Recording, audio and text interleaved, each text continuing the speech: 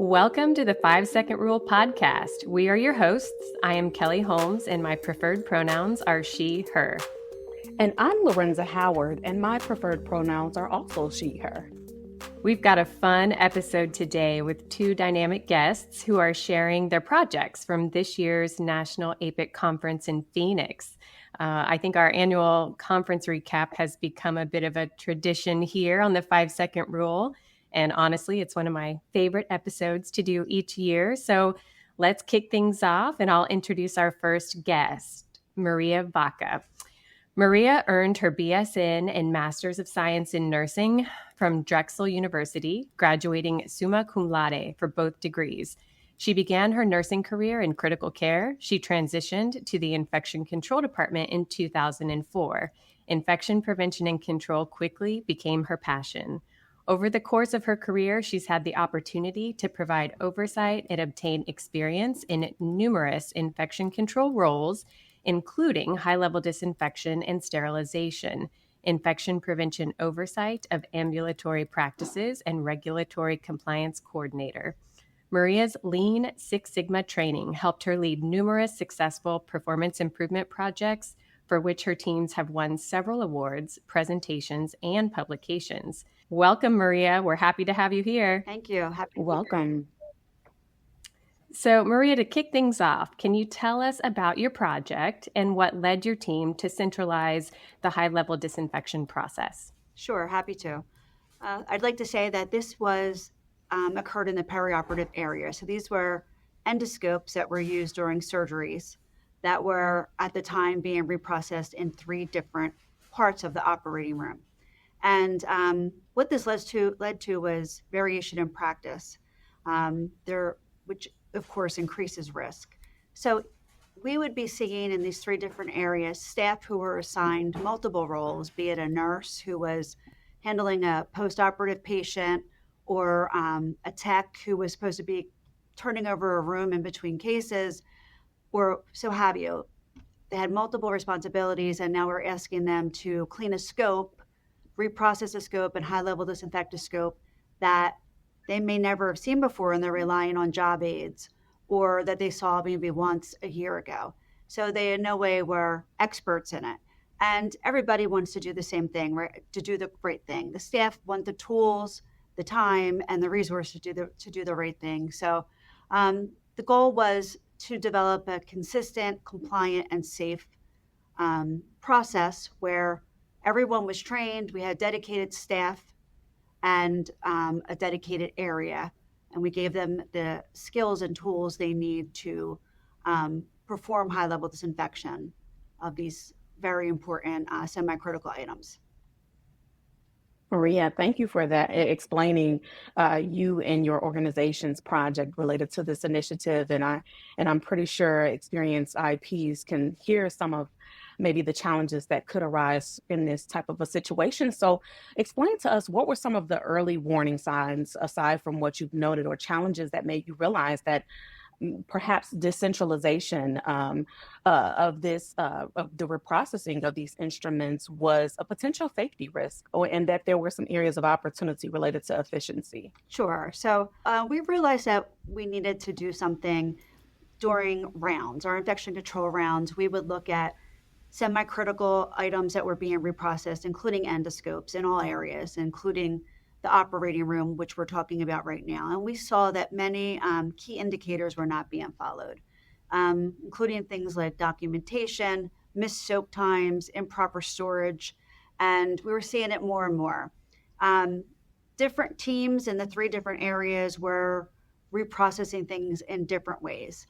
It created inconsistency, and it created risk for our patients. A lot of times we were seeing point of use cleaning, not getting to the decontamination sink within the proper amount of time according to the instructions for use of that endoscope, which is usually about an hour. So we would see things that, because there was no reprocessing that happened overnight, we would walk into many scopes that were sitting there for, could be for hours, and then we had to do a delayed reprocessing protocol. And the staff might not be familiar with what a delayed reprocessing protocol was, because again, it wasn't their primary job. Even though staff were very well-meaning, again, always want to do the right thing, They're simply missing steps because reprocessing wasn't their primary role or their focus. So that's what led us. These rounds, we saw these sort of things, and we wanted to make a change for the better. Ah, that's very good. It's kind of like the game of telephone, right? One person tells another person how to do it, who tells another person how to do it. And then, eventually things get lost in translation. And when you have that going on in 3 different places, I can see how that would be, difficult to standardize in all 3 places. So you mentioned in your presentation that you developed a business plan to support the capital request for this transition. That was really interesting to me. So could you tell us a little bit more about how did you make this case for leadership and really what factors helped you secure that buy-in? Sure. So we presented the project as both a patient safety initiative and a smart operational investment, right? So our goal was to improve reliability, reduce variation, and ensure survey readiness. So to make the case financially sustainable, we propose using refurbished automated reprocessors. So at the time, we were opening a new hospital, and they were purchasing all new automated reprocessors. And a lot of our outpatient stuff, which was being done at the time in our inpatient operating rooms, moved over there. So we had these perfectly good automated reprocessors that were just going to go to waste. So part of the business plan was saying, hey, we have these machines. We can do some preventive maintenance on them, make sure that they're working and functioning. And that would take away some of the cost of buying all new machines. Because that was the other part. They were all using different outdated machines in the 3 areas. So this took away like the biggest capital expenditure from this project, which would have been the automated reprocessors, which can go for, like $100,000 a piece, and we needed several. Additionally, we showed how centralization would reduce costly rework. A lot of the times, like I said, there were these delayed soaking protocols that had to happen. It would be for hours at a time that they had to soak because they didn't get into the sink in enough time. So that rework and the potential infection risk. Again, I told you how these scopes are linked to infection. We show that data and a regulatory risk as well. You can get many fines if they come around and see regulatory agencies come around and see that we're not following the IFUs and the standards and the guidelines the way we're supposed to be.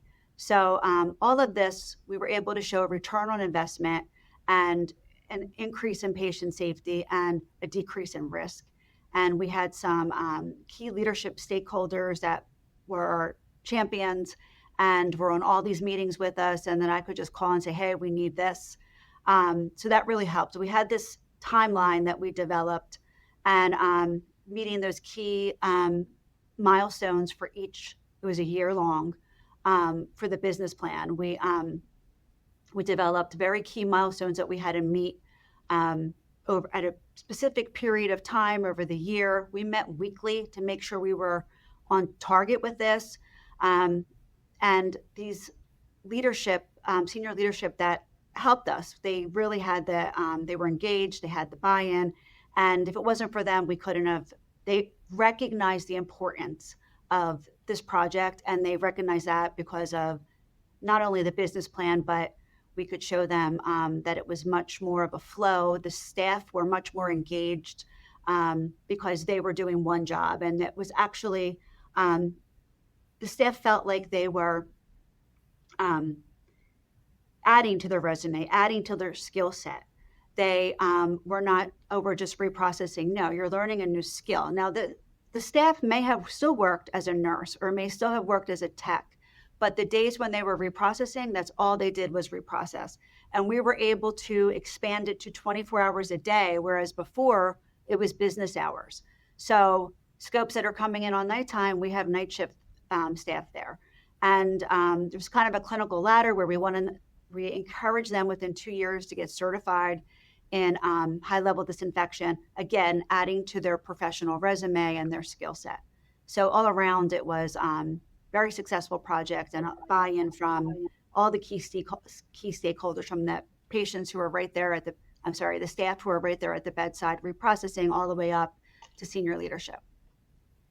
Maria, thank you for that. And really your experience and the business plan that you and your colleagues developed really emphasizes the pertinence in having a financial acumen as an IP and, leveraging what you currently have and utilizing a fiscally sound approach in order to garner that buy-in from leadership. So that's a very important point to note and have in our experience as an infection preventionist. And you briefly noted the timeline of this project and some of the key milestones that were implemented. However, I do want to take some time for you to flesh that out. So what did the timeline, I know you noted a year, I believe. So what did the timeline and transition period process look like? And then also, were there any unexpected challenges? And can you explain those key milestones along the way? Sure. Before I do, I just wanted to add one thing to the business plan. If anyone is thinking of, you hear a business plan and you're like, oh my God, that's so hard to do. You got to think even outside the box of things that you normally wouldn't think of. Oh, an SSI, we can show we had this many SSIs. We can't show they're related to scopes, but if we can even decrease one, that is a lot of money, right? And again, the regulatory fines, anything you could think of using the refurbished stuff. So I just wanted to say it's not as a daunting a task as it sounds. It can really be, it was really quite easy to show that there was actually a return on investment. So back to the timeline. Yes, we developed a detailed year-long timeline with clearly defined milestones to keep the project on track. Our team met weekly to review progress. We troubleshooted any issues that came up, and they came up. And we wanted to ensure alignment with deadlines and regulatory requirements. These regular check-ins were essential to maintaining momentum and accountability. And we assigned action items. So after each meeting, we would say, okay, Maria, you're going to meet with the reps to make sure that they're scheduled to do the training on this, and this. And Marissa Leahy was my IP, who was instrumental in moving this forward. She would meet with facilities to make sure that the plumbing was getting ready to transition the room over for the new automated reprocessors that we were getting. So they were key to minimizing, delays and to maintaining momentum and accountability. Key milestones included, as I said, the room itself. It was a refurbished room. We had to make sure that the flow was as it should be. So when you're doing decontamination and high-level disinfection in the same room, it has to be for an older building that the FGI guidelines allowed that to happen. So we had to make sure the airflow was right, that we were maintaining a dirty to clean flow, that every regulatory requirement was met, that the plumbing was a hiccup, getting those machines over, making sure that they were able to get to the temperature we needed to get. They were our key milestones. The room getting ready, the plumbing, the regulatory requirements and guidelines that we had to follow. Staff training was a big one. So they had to be trained on all elements of endoscope reprocessing, from point of use to transportation to decontamination to high-level disinfection, storage, and all of it. And again, the delayed reprocessing in case anything happened. Like, what if all the machines go down? What is our backup? So that training, the initial training, the annual training, we had to make sure we were doing. Proper ventilation was very important, separation of clean and dirty workflows. We coordinated very closely with our team. So biomed, of course, the infection control department, facilities. It was really important that we were regulatory. We had to make sure that, we had a question, do we need this eye wash? Where does the eye wash have to be? Even architects, sometimes we had to get involved to make sure we were maintaining the proper airflow in case we had to change the airflow. The structure timeline was the key, I think, honestly, in meeting the goal of a year, because we said by here, we were actually a little ahead of schedule on some things, and other things we would fall behind. So that kind of balanced it out. That's very impressive, Maria. I like the idea of the timeline. And then, of course, we know that things always come up and change, and you kind of have to pivot. But you accomplished quite a bit in a short period of time, which is very impressive. In your methods, you mentioned creating an electronic audit tool to monitor this new process. So, explain that to me so we can kind of picture that. What did you track, and how did that data really help you guide the education and continuous improvement? So I'm happy to explain this to you. I love data. I just do. So as an IP, people will come to me and say, oh, they're not washing their hands on this unit, or they're not low-level disinfecting on this unit. And I'll be like, it's conjecture, So I will then assign my IPs to go do some electronic audits. And over the course of months, we can see the real data, right? And feed that back. So a key part of this was everything we taught them, the reprocessors now in this area, every critical element of the reprocessing workflow, from point of use, leak testing, manual cleaning, to proper use of the AER, the automated electronic reprocessor, and storage would be on the audit tool. And we were conducting, the IP team, we're conducting the audits weekly, and the staff received real-time feedback so that we could reinforce and correct practices. And they would see it wasn't punitive. We were just trying to say, hey, it's a new process. We're trying to re-educate, make sure you have every opportunity to ask questions. And that's why we're here. We're just here to support you. And you have to phrase it in that way too. It's not we're here because you're accountable. It's we're here because we want to support you. And we all, again, want to do the right thing. And we know you guys want to do the right thing. So that really helped. And over time, so we were started these weekly, we were able to not only give that real-time feedback, but over weeks and months and a quarter, we're able to say, hey, we see continuous issues in this one area. Maybe it's in drying the scopes. And we recommend re-education on a quarterly basis until we're at 100%, or some intervention that we would put in to get that part of the audit up. So using data to show where we needed improvement, drive that improvement, and show that we made the improvement. And then we ended up handing this off to the key users, right, the end users. So they're doing their own audits now in the operating room, outside the operating room, actually, where they are reprocessing the endoscopes used in the OR. The infection control team will still do it quarterly during rounds, just to keep an eye on it.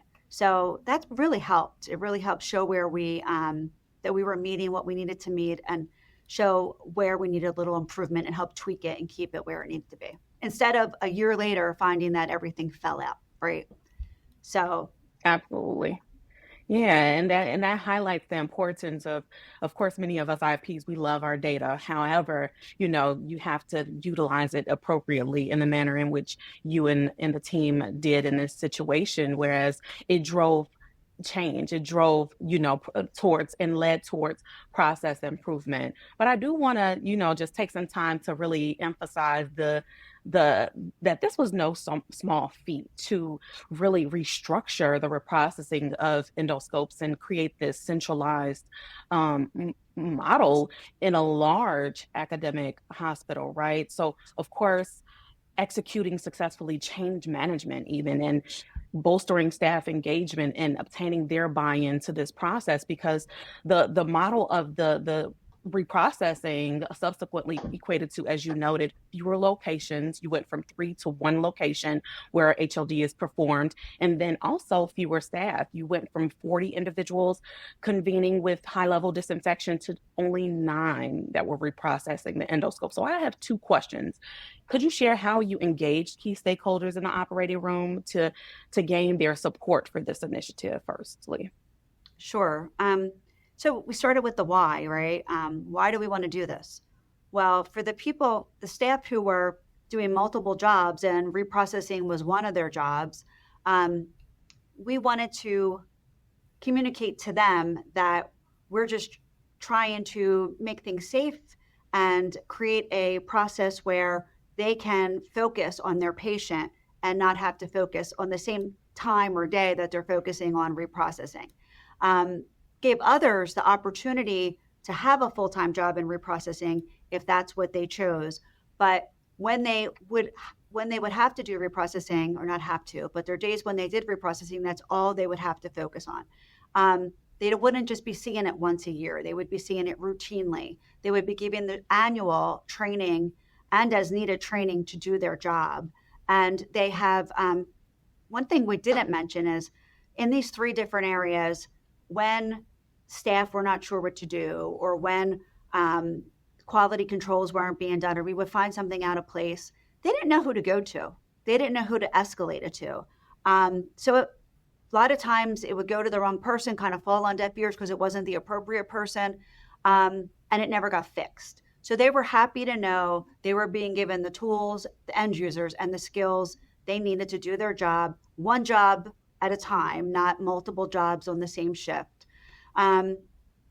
We knew we would only succeed with strong buy-in from our OR partners. So our clinical educator, John Carroll, was fantastic. Again, very instrumental in this whole project. He was saw the need as well and helped communicate during staff meetings, gain support with the operating room staff. So they understood what was coming and this new process. And again, the why it was so important. That's pretty much it. Once they understood, it's to streamline, increase patient safety, reduce risk, and give you the tools and the skills you need to do your job and the resources. Everyone was on board. Yeah, that's absolutely key, is to share the why, and why that change management is appropriate, opposed to just, implementing a change. And then secondly, I wanted to, you to flesh out also what were the exact strategies used to train the staff and involve them throughout that process, and what type of feedback did they share with you all during this performance improvement project? Okay, yeah. So as I stated, and endoscopes are a very high risk device, patient care device, a big regulatory focus. So we got the vendors to come in, and they will come in annually now to do training. They did training, the vendors, for the specific scopes. Each specific scope, you have to follow the IFU. IFU stands for instructions for use. So you might have one scope that does point of use cleaning in one way, and then another scope that does it in another way. So we had the vendors come out and train the end user, say it was a urology scope, on how to do point of use cleaning on these urology scopes using the IFU. They would sign off and confirm that they understood, have the opportunity to answer questions. We then got vendors to come in on leak testing, on any sort of, I'm not going to do a brand name here, but any sort of decontamination aid. And so you're not having to flush all the scopes all the time manually. It's like an automated decontamination. Training on that. Training on the IFU from the scope manufacturers on decontamination and leak testing, very, very important. And then also on the use of the automated reprocessor. And all of it is the flow. Every one of them has to be met to successfully and safely high-level disinfect an endoscope. So all of that's very important. It's also, there's preventive maintenance that has to be done on all of this stuff. There's filters, multiple filters on one automated reprocessor. So they had to kind of learn to be the captains in there to see what the dates, understand the dates that certain filters had to be changed, know when certain tubing has to be thrown away, all of that. So I think your question was, how do we train and involve staff? We use vendors of the products to come in and use their IFU. And then we got staff involved by having super users or champions. So these were people who, if you hired a new staff, they could train them, and they could even do the annual training. And if there were questions in between annual review, annual education, these were the people you'd go to. And they were the people who, if they weren't sure of the answer, they would know how to find the answer. And that's how we got them engaged, by, again, giving them the tools, the resources, the skills they needed to feel confident to do their job and feel successful, and to even elevate some to the point where they wanted to train themselves and feel like experts in it. And again, it's another thing to put on their resume, their professional resume. We're all trying to grow and learn, and offering them that opportunity within 2 years to reimburse them for the HLD certification if they chose to, and encourage them to get the HLD certification if that's what they chose to do. Hope that answered your question. It definitely did, Maria. And thank you so much for highlighting your amazing initiative to bolster patient safety and quality healthcare services within your organization. Thank you. And now we will pivot on to highlighting one of the oral abstracts that was presented at the annual APIC 2025 conference. Today we have Rachel Hyatt, who is a community health specialist with a master's in business administration. She's driven by a passion for innovation and process improvement with a strong foundation in infection prevention, administrative support, project coordination, and community engagement. She excels at transforming complex challenges into impactful solutions. As an administrative assistant with infection prevention for over 2 years, Rachel coordinated large-scale initiatives from accreditation surveys to system-wide health campaigns. Her diverse experience in customer service, animal control, and zookeeping has given her a unique lens on behavior, shaping her approach to public education and engagement. Her ability to merge strategic planning with creativity fuels her mission to develop engaging, effective solutions in healthcare and community wellness. She is passionate about leveraging innovative ideas and interactive outreach to inspire lasting, positive change. Rachel successfully submitted an oral abstract presentation to APIC's 2025 annual conference titled Wash Your Paws, Using Creative Canine Marketing and Therapy Dogs to Promote Hand Hygiene Compliance. Welcome to the show, Rachel. Hi, I'm so happy to be here and even more excited to just talk about this initiative that I love so much. Oh, Rachel, we're so happy to have you. I love your background and the experience that you bring to this project, and I can't wait to learn a little bit more about it. So to start, can you tell us about the Wash Your Paws campaign and what inspired this creative approach to hand hygiene? Absolutely.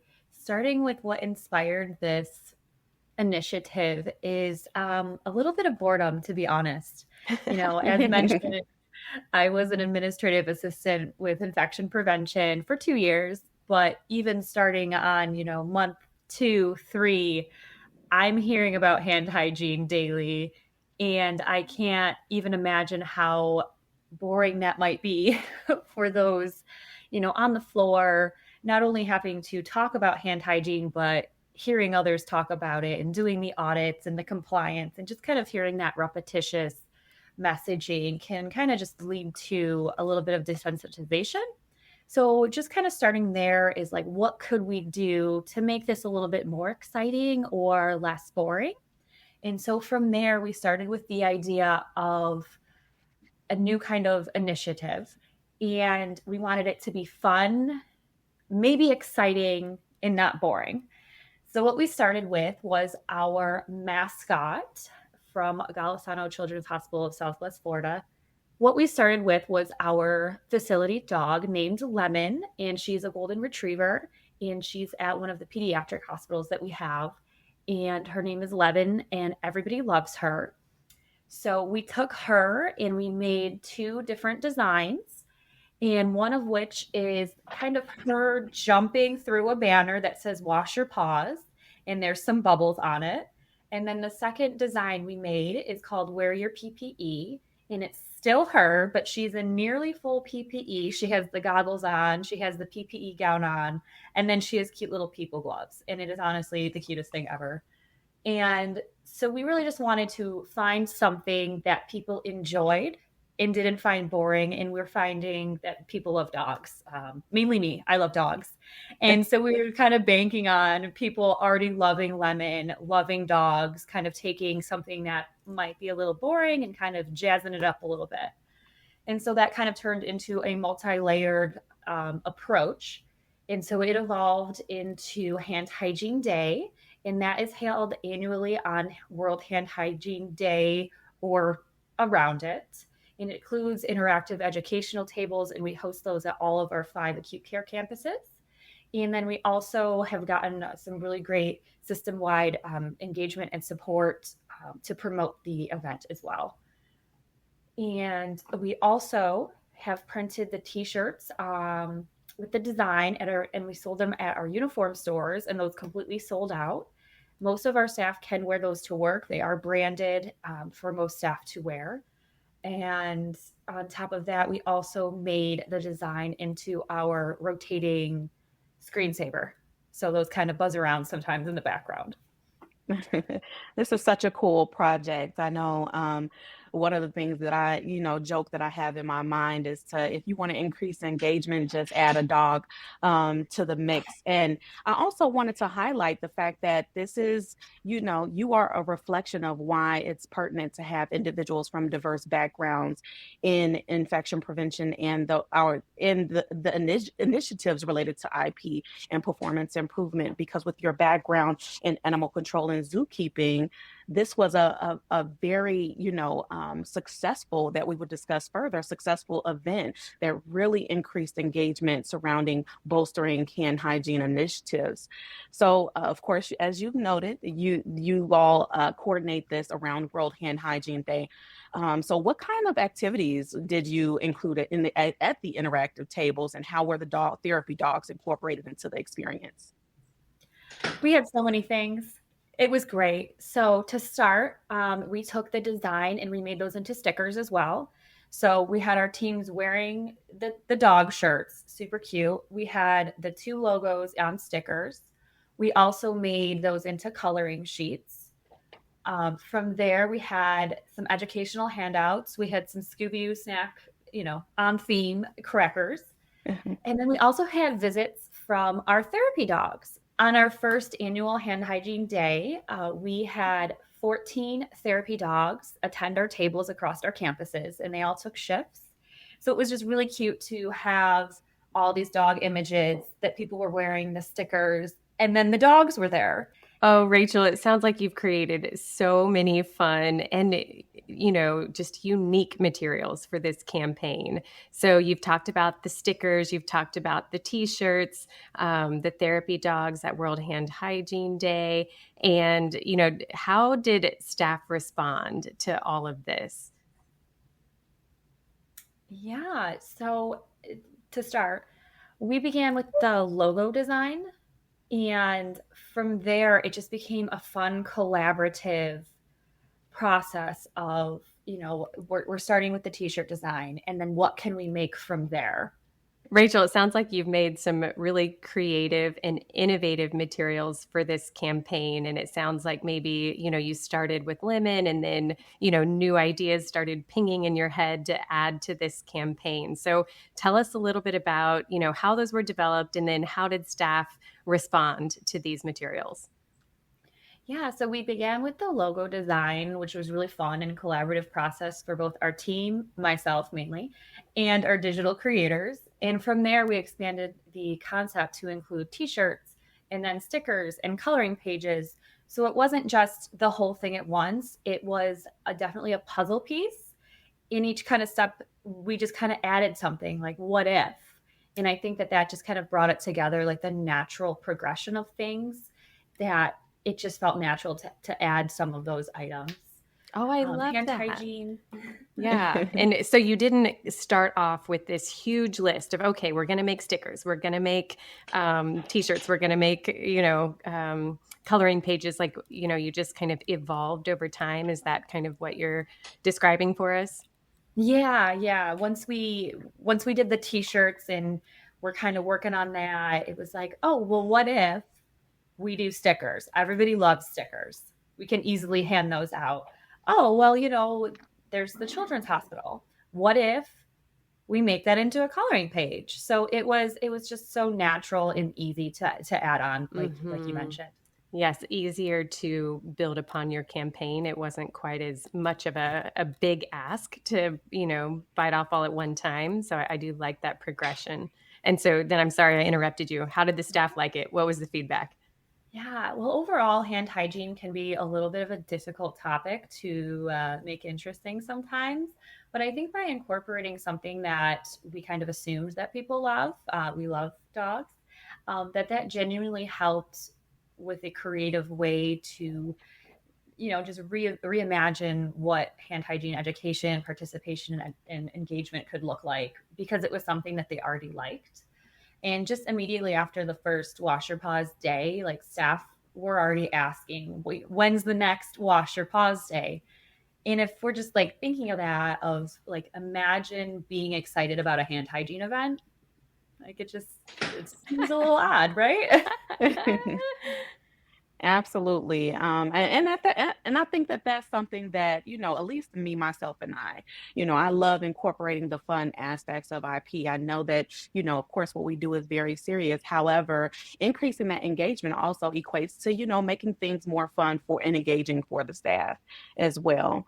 In your presentation, you did note that over 900 staff and visitors participated in the Washer Pause Day, and that 96 were involved in coordinating the campaign. And that seems mind-blowing, right? So how did you organize such a large team, and what strategies or resources helped keep things running smoothly? Yeah, so as far as tracking, I got very familiar with Excel spreadsheets very quickly, color coding everything, and just being very meticulous in the tracking, because there was so many people as far as internal and some external staff that were helping us make some of these designs and products. So we just needed to just nail down a tracking system, which turned out to be Excel.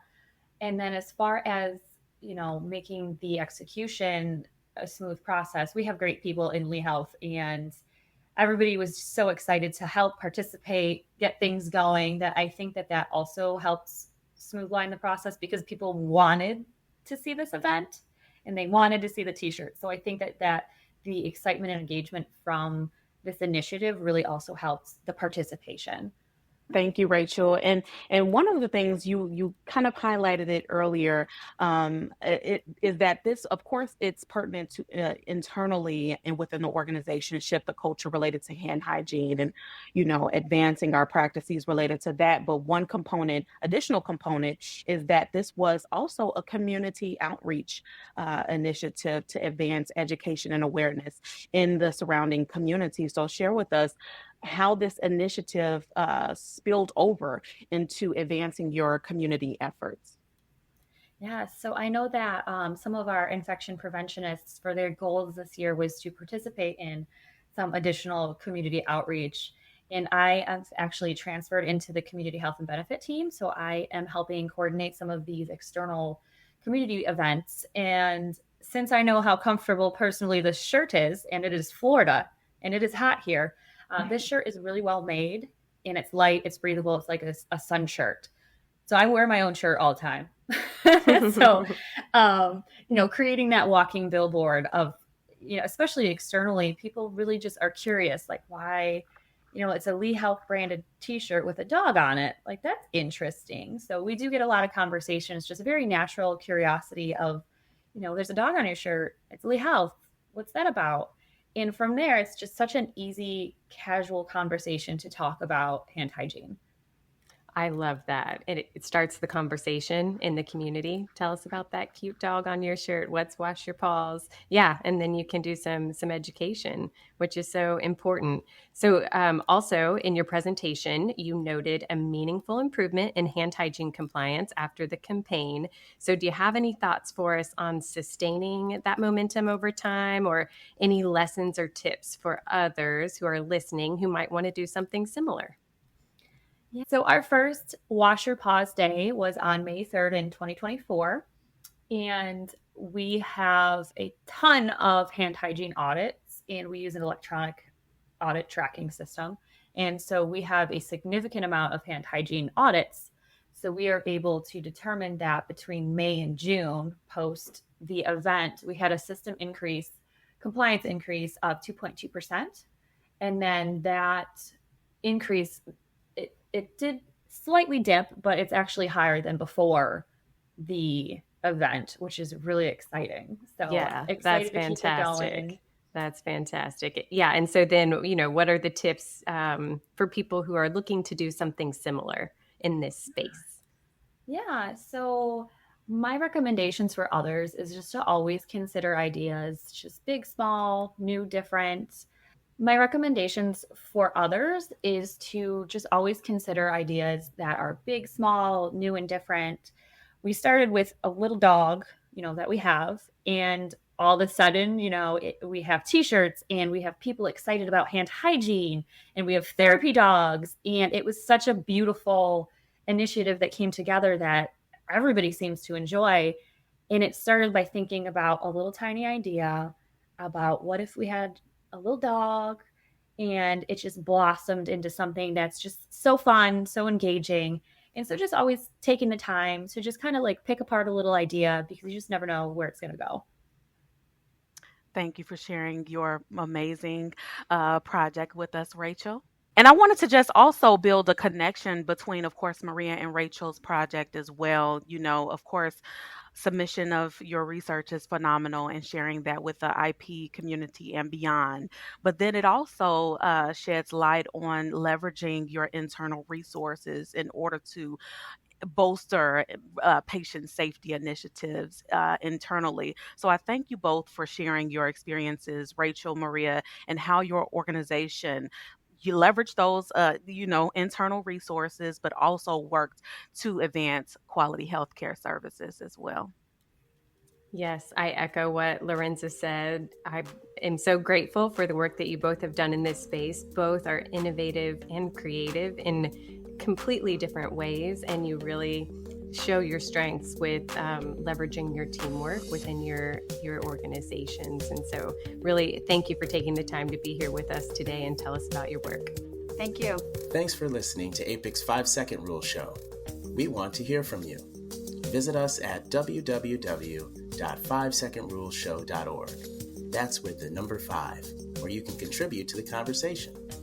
Make sure you subscribe and rate us wherever you listen to your podcasts. We're so appreciative of the hard work each of you do every day to make a safer world through infection prevention. Remember, IP stands for Important Person. You are awesome. Stay safe, and we'll see you next time.